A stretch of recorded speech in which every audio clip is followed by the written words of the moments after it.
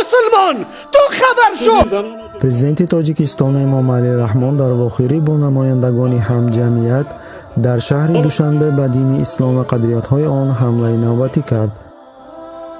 як гурӯҳи маъдуди занону духтарон диндориро на дар ботин балки дар зоҳир тасаввур карда бо пӯшидани либосҳои сиёҳу торик арзишҳои фарҳанги миллии моро поймол ва фазои маънавии ҷомеаро тира сохта истоданд.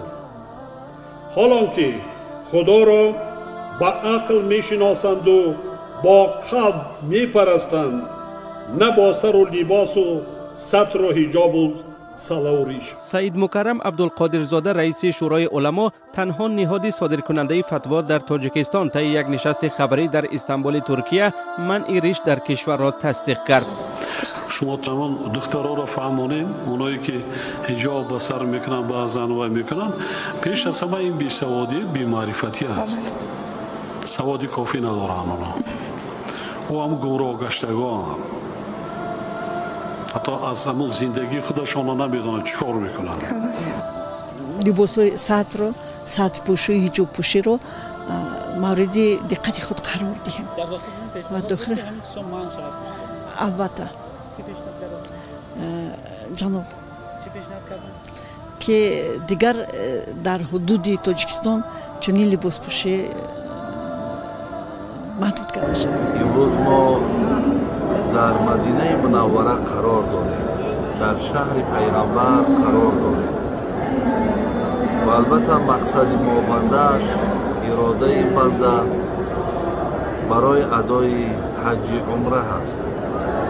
баъдан дар ин кор албатта раҳбари давлат, албатта ҷамии мақомотҳое ки ҳамеша шабай рӯзай барои осудагии ин мардум дастёрӣ дароз мекунанд ва ҳамчунон пешниҳодҳои нек мекунанд.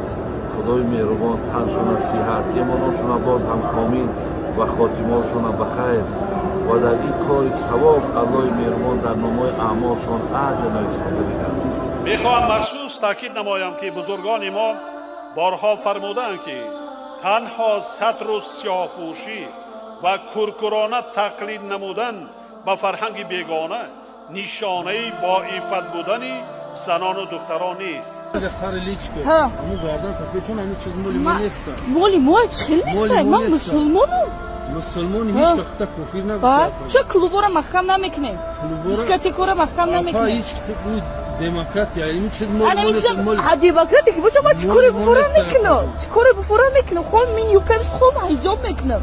ту ҷои мада чӣ кор дорӣ? ҳа бориши роҳбарият баъд аммо роҳбарият ҳам пеши ман бия ман худам хачи гап мезанам. те мара биёра дар кадом асос ҳақ дора ки сатри мара ма бикаша. қонунша нишона кунад. биё охир ман қонуни тоҷикистонда чӣ кор дорам? ман намехоҳам ки клуб маҳкам шавад. чӯ маҳкам намешавад? қонуни тоҷикистон чиқадр дар тоҷикистон зиндагӣ касе чиқадр қонун. ака мара ку омада дар қади раҳ нагӯ ман худам мазам неста. ман нуш ишора кардиса ки бра бу сатрша бикаша. унаму генералта пенералта бра бу ки зан ша бигира кунилич кира да мардум нишон бита. тамом.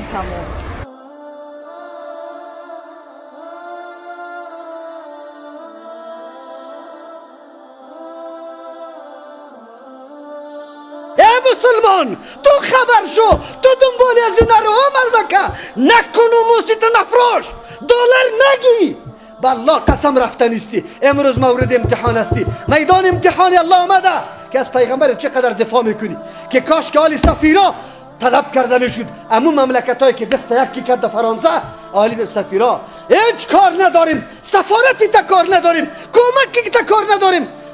سبا در اینجا کسی نباشه. اما ممالک اسلامی را میبینی حکومتای طاغوتی را، حکومتایی که به بنیادی دین نیست، به بنیادی چوکی ترسیدن است که مبادا چوکیم خراب شود. امروز دفاع از محبت رسول الله نیست، از عرب گرفته تا عجمه. امروز میبینی که حالات در کدام سرحد رسیده. آیا چطور روا بدانه که به رسول الله نقص برسه؟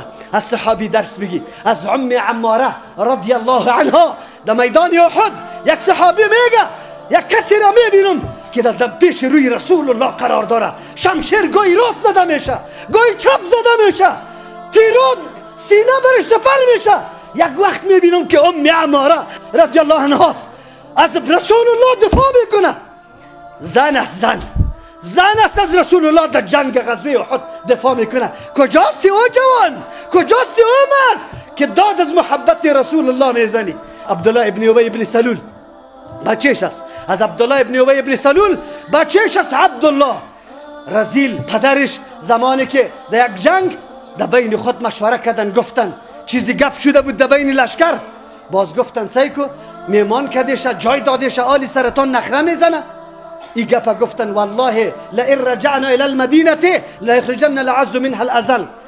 قسم یاد کرده بود. الله متعال آیتم روان کرد. اما بچهش خبر میشه محبت رسول الله کجاست. محبت رسول الله در قلب داخل شده، آلی در مقابل پیغمبر پدر اهمیت نداره. زمانی که پس به مدینه میروند، عبدالله پدری خود عبدالله ابن ابی در دروازه مدینه استاد میشه، قسم یاد میکنه والله لا تفلت الى المدینه حتی تقر انك ظلیم و رسول الله صلی الله علیه و سلم العزیز. تا وقتی که را نگوی بچه پدری خدا ناقش میگیره برش میگه به الله قسم اگر در مدینه داخل شوی، تا وقتی که نگفته باشی که من ذلیل هستم و رسول الله عزیز است. به رسول الله پیش میشم یا رسول الله از بین ببرم، برای کسی دیگر موقع نده، چرا که امو پدر است. باز غیرت انسان آدم میگیره، نشوه که یک نوع دشمنی با کدام صحابی دیگه پیدا شوه. اگر ایره اراده قتلش داری برای من اجازه بدی که من قتل کنم شه. او تر مردم واسطه امروز پاچاه به خاطر پاچاهی خود او را تروریست بگو و اینطور کسا را موقع برش بده. و ممالک اسلامی کجا هستی؟ آیا نمیتونی مقاطعه اعلان کنه؟ آیا تمام منتجات و تمام چیزایی که تولیدات فرانسه و تولیدات دنمارک است، از نروژ است، از هر مملکت کفری که قطع از واه هم صدا شده قطع کرده نمیتونی؟ بند کرده نمیتونی؟ بالکل میتونی، ولی ما غلامی را اختیار کردیم. الله رحم بکنه. به الله قسم امتحان الله متعال است. ما امتحان داده رایستیم که چی میکنیم، چقدر غیرت داریم و چقدر محبت رسول الله صلی الله علیه و سلم ما در قلب ما موجود است. قرآن برای ما میگه، ما یقین داریم که الله متعال انتقام پیغمبر خدا گرفته نیست. الله متعال خود میفرماید، براتون خواندم، ان الذين يؤذون الله ورسوله، کسی که الله را اذیت میده. اذیت دادن الله را کسی اذیت دادن نمیتونه که او رنج ببره. اذیت دادن ایمانا که به دین الله اعتنا نمیکنه، اهتمام نمیکنه، به دین الله توجه نمیکنه، به دین الله به نظر احترام و بزرگی نمیبینه، او دین اهمیت نمیده. کما فی الحال ما و شما مشاهده میکنیم کتاب الله که قانون زندگی ماست در سر طاق مانده شده. سر طاق چی میکنی؟ اگر تو تدریس میکنی به الله قسم در مسجد برات جای نیست. ما تعالی را در مسجد ها خود جای نداریم، در جای کرایه ما را نمیمانم. یالی دنبال ما روان است که از این جنب باید کوچ بکنیم به خاطر که قرآن تدریس میکنیم.